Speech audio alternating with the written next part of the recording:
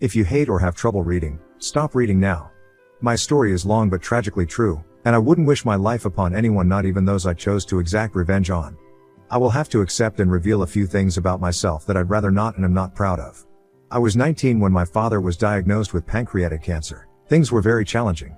With my mom working 9 to 9, I took the job of caring for him. After a long 4-year battle with cancer, he passed away after a triple bypass surgery. My dad's passing completely changed my mom. I tried to be strong for her and me. These were indeed dark times, and they changed me completely. I didn't focus in school, and my grades slipped. I also had to work an after-school job to support my mom cause she was a wreck. Something changed inside of me. I had lived a somewhat sheltered life due to regularly attending church and church activities. When my father passed, if I wanted to go to college, I would have to pay for it out of pocket. I did not qualify for any loans. With everything at home and the constant demand for extra cash, my shit job paid me a minimum wage that got us nowhere. A friend introduced me to drugs. He told me if I needed the extra cash, I could come work for him and his buddies. They were drug dealers, and eventually, I started to deliver coke for them. After some months of pushing coke, I raised enough money. I finished high school with enough money to fund college. I was several years into college. I never bought flashy clothes or threw money around to impress anyone. I kept as low a profile as I could, and I finished my BA degree in 3 years due to having plenty of free time. I initially wanted to be a lawyer, but I had known far too many corrupt cops and officials pushing coke. I did study law but had no goal of ever passing the bar because I wanted to become and eventually became a paralegal. I reacquainted with a high school classmate named Rita in college. We were close in high school. I discovered she and I had both had crushes on each other back in the day, but we were both too shy to say anything to each other without going into too many irrelevant details. Suffice it to say, Rita and I became friends. Best friends even. We fell head over heels in love and were planning a future together. Both of our previous relationships had been total failures, mine in particular. It had left me feeling completely dead inside, as if I was incapable of loving. It had been years since I had dated on purpose. My previous ex, I will call Becky, had done cold and heartless things to cause our breakup. I was good to her, saving her from an abusive relationship, never abusing her, and teaching her that no human deserves to be used. But she left me broken and in shambles. Finding Rita gave me hope, but it also made me recognize that every relationship before her had failed me. Rita was the love of my life. We were meant to be together. We took it slowly at first. 2 years passed, and I opened more and more to her. I told her about what had happened with Becky, my dad, and all. She sympathized with me, and she was very empathic. We started sleeping together and eventually became a couple. She seemed to appreciate that I actually listened, spoke honestly, and was protective of her. She said she loved me, and I admitted I loved her. I never told her how I'd paid for college or the things I'd seen or done. She didn't need to know. I was afraid it'd ruin things with her. We loved each other and already had plans to start a family. A few months later, disaster struck. My mother had a terrible accident. She was crushed by a large shelving unit. It was pretty bad. She was taken to the hospital by the neighbors who found her. She had to undergo some medical tests. She sustained many injuries and a few broken bones. It was discovered that my mom had a leaking heart valve. The tests were to see if they could repair the valve. A week later, we got the good news that the valve could be replaced, but we also got bad news. During the tests, they identified 5 small masses in and around her left kidney, with a high probability that the masses were tumors and malignant. The doctors did a biopsy to discover she did, in fact, have renal kidney cancer. She began treatment, and I knew I had to stay focused on my mother. Things had been going great with Rita. We had moved in together. It was a town about 30 miles from my mom's. When I told Rita about my mother, she expressed concern and support. When I explained it meant we would see less of each other, she assured me that she had no desire to put things between us on hold. She said she wanted to be there for me in no other way than as emotional support. I urged Rita that if she decided she wanted to take a break or thought she might be interested in anyone she met, to say to me, and I would understand. She assured me that she cherished me and that nobody could ever take my place. My mom started chemo. Initially, the chemotherapy seemed to have none of the horrible side effects. It was well into her 2nd month before she noticed weakness and a loss of appetite. I talked to and texted Rita multiple times per day. Every day she would message me asking how my mom was doing as soon as she woke up each morning, and we often spent hours before falling asleep talking and telling each other how much we were missed. We got to see and spend the night together about every 2 weeks, but everything seemed fine when we did. My mom's condition worsened, so I told Rita that she could go out with friends and enjoy life. As summer began, I knew Rita would enjoy going to outdoor activities even without me. My mom's failing health that summer meant no fun in the sun for me. Rita would go out with friends, and I enjoyed hearing about the silly things she and her friends did. I was genuinely glad she wasn't a shut-in over issues in my life. She always expressed concern and sadness when I told her what was happening with my mom. The chemo was killing the cancer cells. However, she was growing frailer and frailer. I realized cancer was no longer destroying my mother, the medicine was. I needed to take a break, so a group of my mom's friends came to sit with her to give me a little free time on my own. I called Rita as I was nearing her town. She gave me the address of where she and her friends were to meet them. When I arrived, I saw most of her friends, which I'd already met. As I made my way through the house to the back deck, I saw a guy sitting close to Rita. They were both laughing and cutting up with other friends. She introduced me as her boyfriend to the guy we will call Henry. He gave me a firm handshake. He said, "I'm happy to meet you." I acted politely toward him. I don't think Rita realized I felt something was fishy with Henry right away. I'm sure many people have a gut feeling when encountering someone suspicious because of my criminal activity many years ago. I guess. It takes one to know one. One instinct told me there was something shady about Henry. I knew he was new to their group of friends. None of them, including Rita, had known him longer than a couple of months. To be clear, what I was experiencing at the time was not jealousy, as I now realize. Rita had many male friends, all of whom I genuinely liked, but there was something I sensed about Henry that made me a bit skeptical about his character. I tried to ignore it, writing the feeling off as mere jealousy. I began to talk with Rita and her friends, trying to put my mind at ease. I monitored Henry from afar and interacted with him warmly. Rita and I stayed at her place that night before I had to leave and head home. Over the next several weeks, my mother's condition began to worsen. Still, Rita and I spoke and texted throughout the day every day. In hindsight, I realize now that I was initiating most of our communication. But at the time, I wasn't keeping count. One day a few relatives volunteered to look after my mom to give me a break. I headed to see Rita, calling her. On the way, she told me what restaurant she and her friends were having dinner at, so I made my way there. I was pulling into a parking space and saw Henry get into a late model black Buick.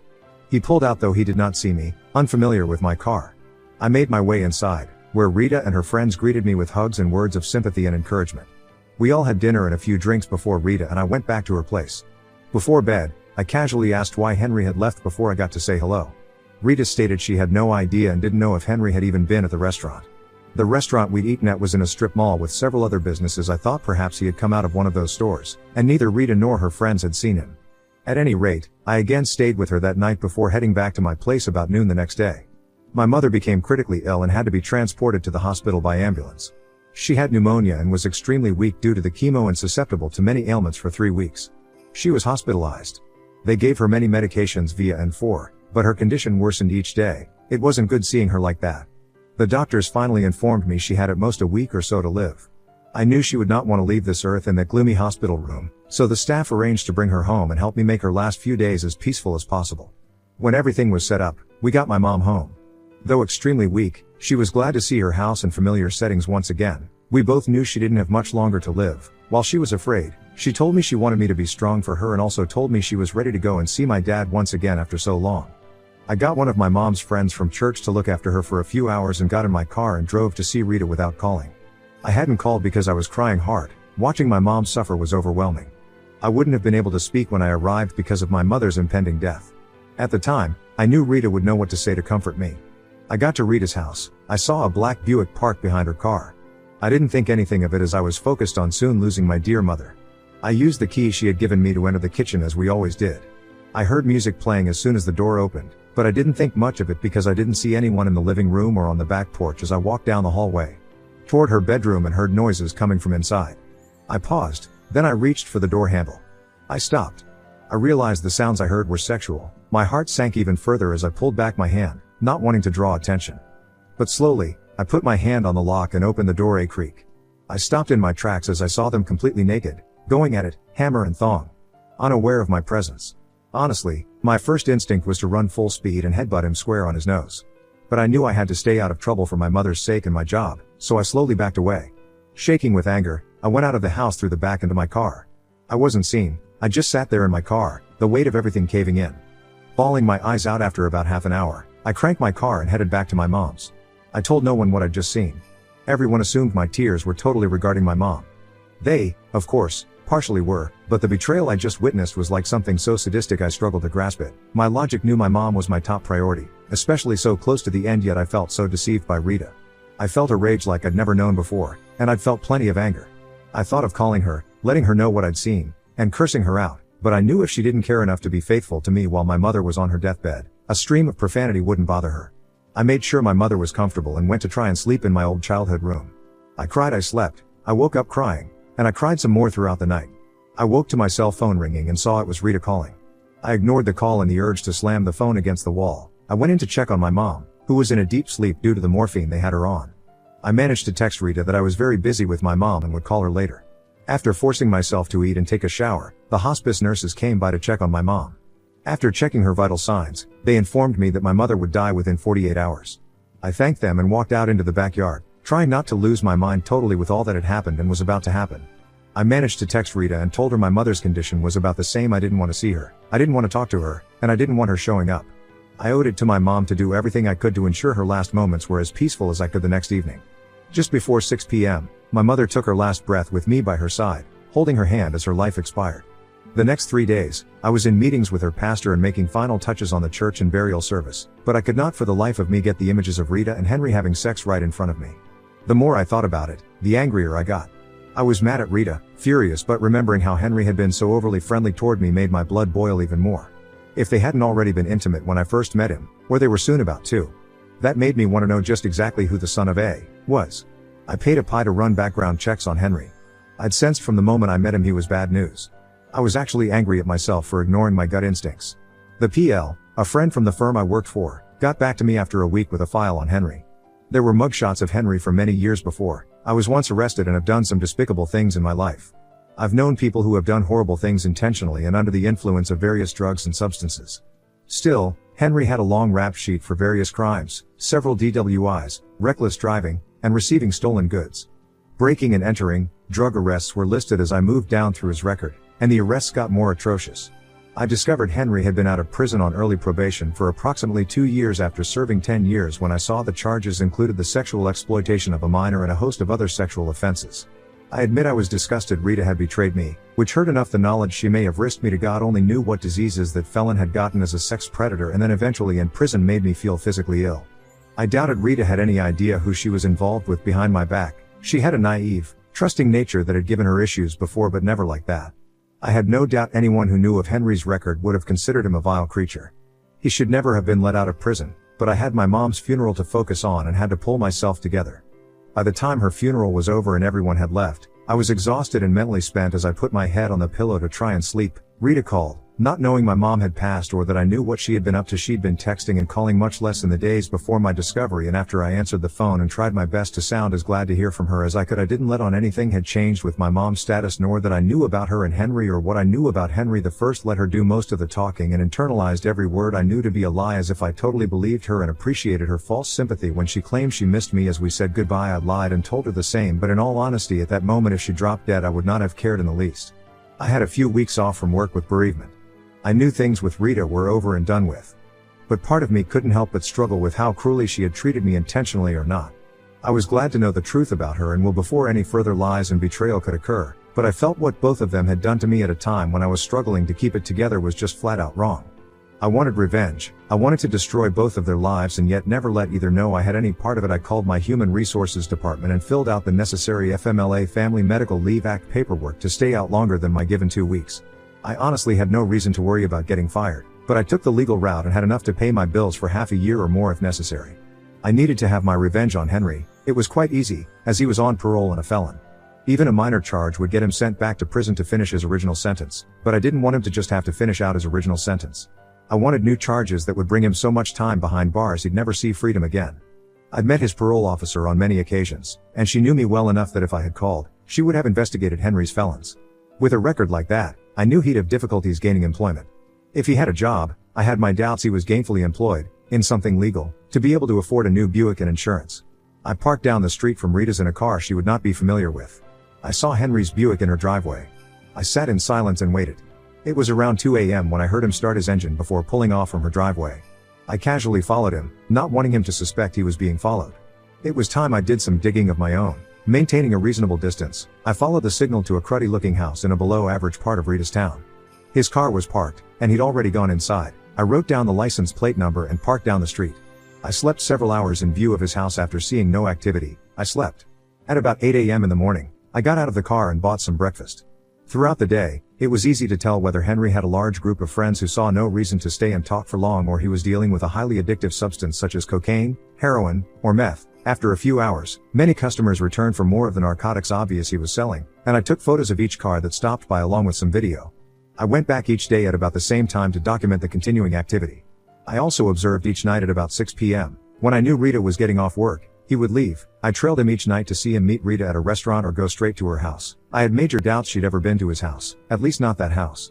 I had enough evidence to turn in to the local police, but I decided to document his activities one more day as I knew he hadn't been out to get more drugs to sell that last day. I staked out his house around 3 p.m. People stopped coming by, which was unusual. I sat and observed when about 30 minutes later a large black Cadillac Escalade pulled into his driveway. I had usually seen no more than one person get out of a vehicle to go into Will's house. This time I observed 3 large males exit the vehicle and open the back door to escort a middle-aged man inside. They stayed in Henry's house for over 2 hours, which absolutely nobody had been doing. I was fairly certain the middle-aged man was his source for the drugs he was selling. I drove by taking a picture of the Escalade license tag at home. I downloaded the photos and video I'd taken of Henry's activity to my computer. I made a detailed report citing the activity from the 4 days I'd observed what was going on. When finished, I printed out 38 pages of photos of people heading for Henry's door to buy drugs. I saved all video of the activity I'd recorded to a SIM card and placed it in a small plastic box for safekeeping. I knew it wouldn't take much to convince the police of what Henry was up to. I was giving the cops actual admissible evidence with times and dates stamped on each photo and video, but I wanted to put so much heat on him that the police would be the least worried the next morning. I went by the town's police station in Rita's town. I calmly walked in, requesting to speak with someone in their narcotics division. A uniformed officer came out from the office section, shook his hand, and I handed him one of my business cards. He stares at the card for several seconds and asks 2 of the lawyers in the firm I worked for about me. The cop knew the business card carried quite a bit of clout. Even if I never passed the bar exam, I told him I had some information he might want to look at. The detective happily led me back to a conference room where we made small talk about mutual acquaintances, but soon I pushed a folder of paperwork in the box with the SIM card across the table toward him.